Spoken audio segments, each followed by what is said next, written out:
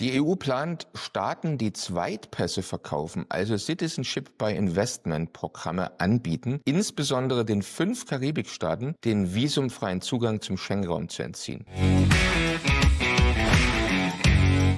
Am 17.06.2025 haben sich die EU-Mitgliedstaaten hier auf einen sogenannten Visa-Suspendierungsmechanismus geeinigt, in dem unter anderem eben auch die CBI, also Zweitpassprogramme, explizit eingebaut wurden. Und die Entwicklung könnte weitreichende Folgen für jeden haben, der einen zweiten Pass als Teil seiner internationalen Strategie betrachtet. Also wenn du zum Beispiel bereits einen Karibikpass hast oder gerade überlegst, welcher Zweitpass in Frage kommt für dich und deine Familie. Wir beraten ja zu allen 12 Pässen bis hin zum Diplomatenpass. Und sollst du den Karibikpass ins Auge gefasst haben, wäre vielleicht eine gute Zeit, jetzt nochmal drüber nachzudenken. Der EU sind ja solche Programme generell ein Dorn im Auge. Einmal, weil natürlich Personen aus Ländern ohne Visafreiheit, denen man vielleicht die Einreise gar nicht erlauben würde, sich hier eine Eintrittskarte in die EU kaufen könnten und Einreisesperren umgehen können. Das kann man ja eigentlich sogar nachvollziehen. Andererseits nimmt man eben auch wahr, dass viele EU-Bürger, also auch viele Deutsche beispielsweise, sich diese Staatsbürgerschaften als Plan B zulegen, um sich möglichen künftigen oder bereits existierenden Kontrollen, Regulierungen und Einschränkungen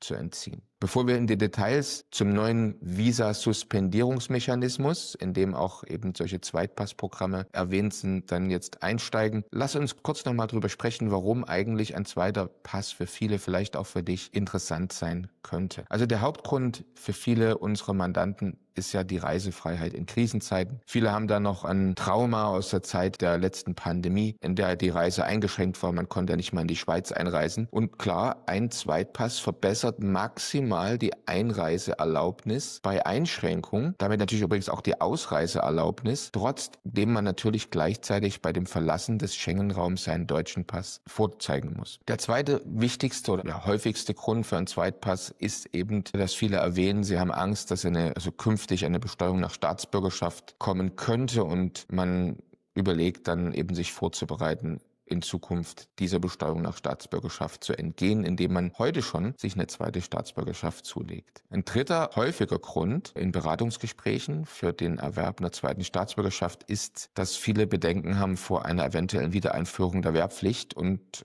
ein Zweitpass könnte da helfen, ist aber ein sehr komplexes Thema und allein der Zweitpass ist nicht ausreichend, um sich natürlich einer Wehrpflicht zu entziehen. Wenn das für dich ein wichtiges Thema ist, dann lass uns das im Beratungsgespräch vertiefen. Ein vierter häufiger Grund für einen zweiten Pass ist die Möglichkeit, in anderen Ländern nicht als Deutscher, sondern mit einer anderen Nationalität zu leben. Also wenn dann zum Beispiel dein deutscher Pass abläuft oder du wegen irgendwelchen Angelegenheiten auf eine Botschaft müsstest, dann musst du nicht auf die deutsche Botschaft oder die Österreicher oder die Schweiz oder eine andere EU-Botschaft, wenn du EU-Bürger bist. Dein deutscher Pass kann auch nicht gesperrt werden wegen Fehlverhaltens oder irgendwelchen anderen Gründen. Und du kannst natürlich mit der neuen Staatsbürgerschaft auch heute schon in anderen Ländern Firmen gründen, Bankkonten eröffnen und sogar eine Namensänderung oder Anpassung wäre legal möglich. Also würdest du dich zum Beispiel für den türkischen Pass entscheiden, dann kannst du dir dort einen türkischen Namen zulegen, zusätzlich noch zu deinem deutschen oder alternativ. Und du könntest auch bei anderen Pässen deinen Namen zum Beispiel englisifizieren, also Johannes wird zu Joe oder Stefan zu Steve. Und einige Länder bieten sogar an, einen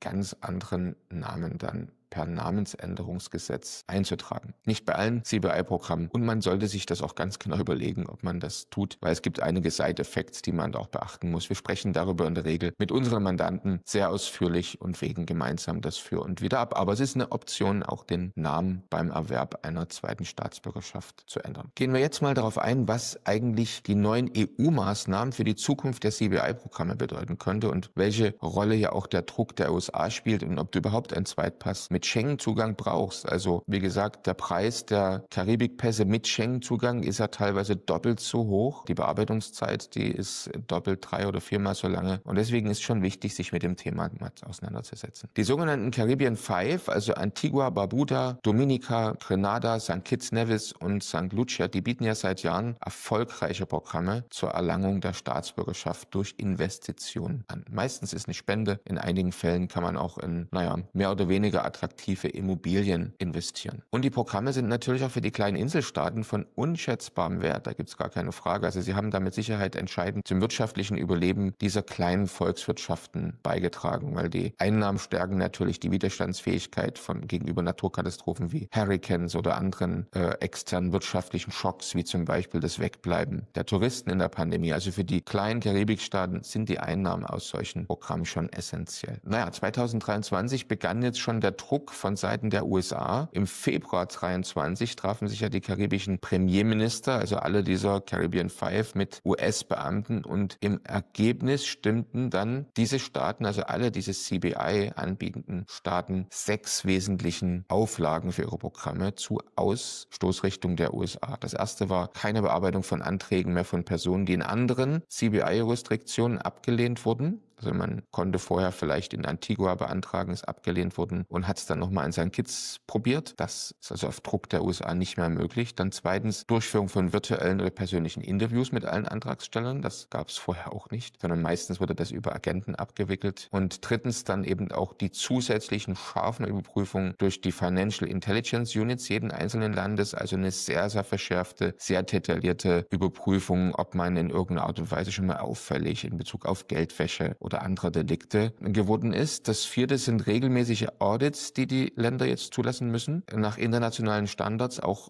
durch internationale Gesellschaften, Prüfungsgesellschaften. Dann fünftens Unterstützung bei der Einziehung von ungültig gemachten Pässen. Überhaupt generell das Thema Pässe ungültig machen im Nachhinein und eben dann auch international wieder einziehen und sperren. Das wurde da besprochen und gefordert, auch umgesetzt. Und eben die Aussetzung der Bearbeitung von Anträgen von Russen und Weißrussen seit dem 31. März 2023. Und den Karibikstaaten blieb überhaupt nichts übrig, als allen Forderungen sofort zuzustimmen. Der Premierminister von Antigua Barbuda, Gaston Brown, der brachte es damals auch auf den Punkt, als er sagte, wenn wir versuchen, uns in den USA zu widersetzen und auf unsere Souveränität bestehen, dann müssen die USA im Gegenzug nur eine Sanktion erlassen, die uns die Nutzung des Bankensystems untersagt, und wir sind in großen Schwierigkeiten. Also die USA haben offensichtlich damals damit gedroht, die Karibikstaaten vom SWIFT-System abzuschneiden, wenn sie den Anforderungen nicht zustimmen. Im Gegenzug erkennen die USA jetzt seit 2023 die karibischen CBI-Programme als legitime Dienstleistung an und haben auch versprochen, sich bei der EU und dem Vereinigten Königreich für eine ähnliche Vereinbarung einzusetzen. Wichtig ist, wie gesagt, im Ergebnis, das haben ja viele im Jahr 2024 dann zu spüren bekommen, gab es schon ein neues Memorandum der Karibikstaaten, und es hat sich eine ganze Menge in der Praxis verändert bereits. Also die Erhöhung des Mindestinvestitionsbetrages, der wurde ja im letzten Jahr bereits auf 200.000 US-Dollar angesetzt zum 30. Juni, was dazu geführt hat, dass ganz viele noch vor dem 30. Juni natürlich beantragt haben, auch bei uns. Und die Bearbeitungszeit momentan bei 14 bis 16 Monaten liegt bei einigen dieser Staaten. Dann auch Einrichtung eines digitalen Portals, das gibt es seit 2024,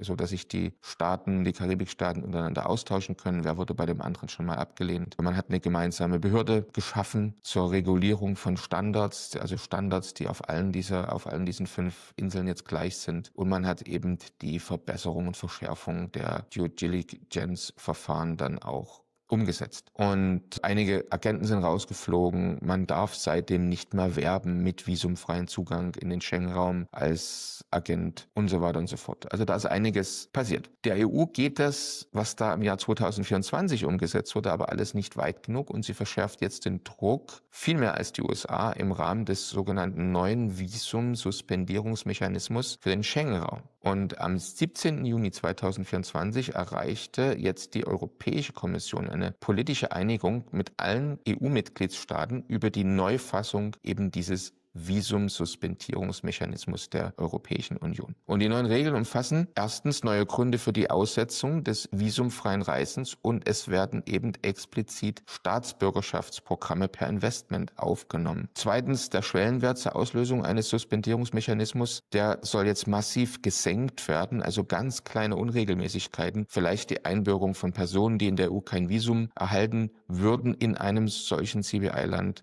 weil sie vielleicht auf eine Verdachtsliste für Geldwäsche geraten sind, das könnte schon ausreichen, das gesamte Programm für alle Passinhaber in Frage zu stellen und mindestens temporär eben auszusetzen. Dann die Aussetzung für ein ganzes Land soll jetzt viel schneller umgesetzt werden können, auch das wurde beschlossen. Und die Überwachungs- und Berichtspflichten für solche Länder, die wurden eben neu und sehr streng definiert. Das müssen die Länder jetzt umsetzen, müssen das am Laufen halten. Das bedeutet natürlich auch immense Kosten und könnte sogar dazu führen, dass das ein oder andere Land freiwillig auf den Schengen-Zugang zukünftig verzichtet. Die EU hat ja bereits im November 2024 die visafreie Einreise für Vanuatu dauerhaft ausgesetzt und das war ein Warnschuss schon für die anderen kleinen CBI-Länder. Also es gibt gar keine Frage, die Karibikstaaten sind frustriert, weil man sich ja auf laufend neue und verschärfte Anforderungen, die man aufgebürdet bekommt, einstellen muss. Und sie haben ja schon bereits erhebliche Anstrengungen unternommen, um eben die internationalen Bedenken, natürlich führend von den USA im Jahr 2023, zu adressieren. Und mittlerweile hat das die Programme ja regelrecht unattraktiv gemacht, eben durch die Anhöhung der Investitionsanforderungen auf mindestens 200.000 US-Dollar, während du eben einen anderen Pass schon zum Beispiel von Sierra Leone mittlerweile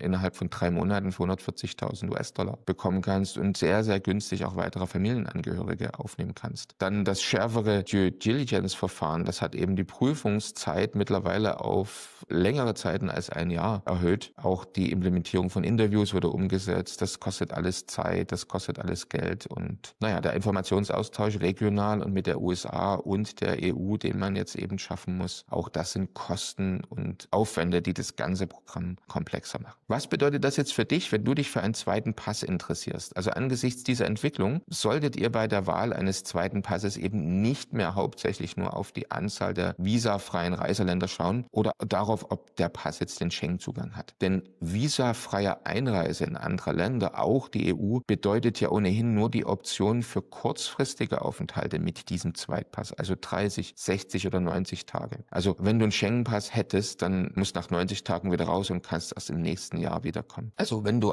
deinen deutschen Pass behalten willst, dann kann dieser Pass, also der deutsche Pass, ja dein Einreisedokument für weltweites Reisen bleiben. Und wenn du überlegst, die deutsche Staatsbürgerschaft aufzugeben, dann solltest du vielleicht lieber überlegen, mal 2 Jahre nach Argentinien zu ziehen und dort den argentinischen Pass dann automatisch ohne Sprach- und Wissenstest zu erhalten. Der ist fast so gut wie der deutsche Pass. Wenn du einen schnellen Pass durch Spende oder Investments als Zweitpass suchst, also den deutschen Pass sowieso behalten willst, dann kannst du dir ein Paket zusammenstellen, in dem du einen Pass, der günstig und schnell ausgestellt wird, wählst und den dann eben mit Dauervisa, also goldenen Visa von Ländern kombinierst, in denen du im Plan B-Fall dann dauerhaft leben möchtest. Also zum Beispiel könntest du einen Pass von Nauru, Vanuatu oder Sierra Leone dann eben mit Daueraufenthaltsrechten in Ländern wie Mexiko, Paraguay, Georgien, Serbien, Sansibar, den Philippinen oder Thailand kombinieren. Also das sind ja alles Kombinationen, zu denen du auch bei uns Beratung bekommst als unser Mandant im Beratungsgespräch. Und wenn ihr wissen wollt, welcher Pass am besten zu euren persönlichen Zielen passt, was es genau kostet, kannst du erwachsene Kinder mit integrieren, kannst du die Großeltern integrieren, die Eltern, Bruder, Schwester, vielleicht auch den Mann der Schwester oder die Kinder des Bruders. Also wir beraten dazu mehr als 12 verschiedenen Zweitpassprogrammen, völlig ergebnisoffen und helfen dir, den besten Zweitpass für dich zu finden. Bucht am besten euer persönliches Beratungsgespräch, meldet euch zu unserem kostenfreien Webinar an oder besucht unseren Live-Workshop Staatsbürgerschaften. Da können wir einfach mal einen ganzen Tag in Ruhe direkt in Person in einer kleinen Gruppe über das Thema diskutieren. Links findet ihr hier in der Videobeschreibung. Danke fürs Zuschauen und wenn euch das Video gefallen hat, dann abonniert unseren Kanal, teilt es mit allen Menschen, die sich ebenfalls für zweite Staatsbürgerschaften oder goldene Visa für Plan B-Länder interessieren. Bis zum nächsten Mal bei Perspektive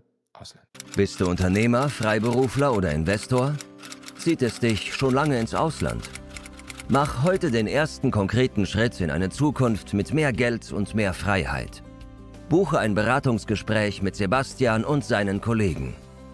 Unsere Kanzlei unterstützt Mandanten wie dich dabei, deine Steuerlast legal zu reduzieren, Vermögen aufzubauen und zu schützen und deine persönliche Freiheit zu maximieren. Profitiere jetzt von unserem Fachwissen und unserem Netzwerk. Gehe zu mandatierung.com und werde Mandant unserer Kanzlei.